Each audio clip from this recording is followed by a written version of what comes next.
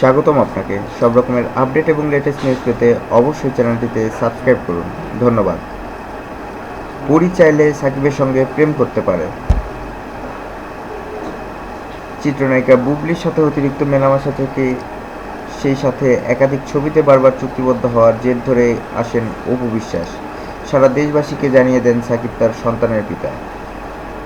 এদিকে সেই অপুই কিনা তার স্বামী সাকিব খানের সাথে প্রেমের অনুমতি দিচ্ছেন পরীকে। অপু বলেছেন, পরিমণি চাইলে স্বামীকে দিতে ন্যূনতম আপত্তি নেই তার।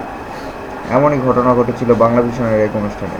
শহীদ সম্পদের প্রযোজনা ও তানিয়া হুসাইনের উপস্থাপনায় তারকাদের এই আড্ডা অনুষ্ঠানটি দেখানো হবে ঈদের দিন বিকেল 5টা 15 মিনিটে।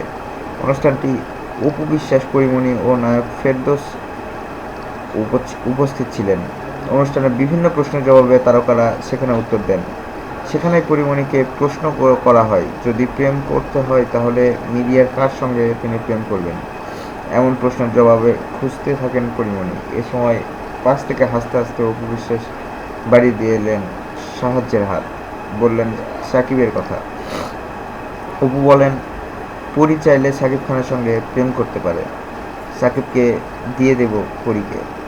এ কথায় অনুষ্ঠানের সবাই হেসে ওঠেন। যদিও পর্দার বাইরে অপুকে দিদি বলে সম্বোধন করেন পরি। সম্প্রতি ঈদ উপলক্ষে বাংলাভিশনের অনুষ্ঠানটিতে ব্যক্তিগত নানা গল্প শোনান আগত অতিথিরা।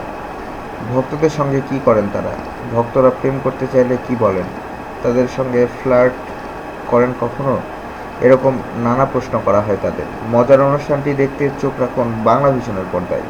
ধন্যবাদ ভিডিওটি দেখার জন্য। আরও আপডেট পেতে চ্যানেলটিতে সাবস্ক্রাইব করুন।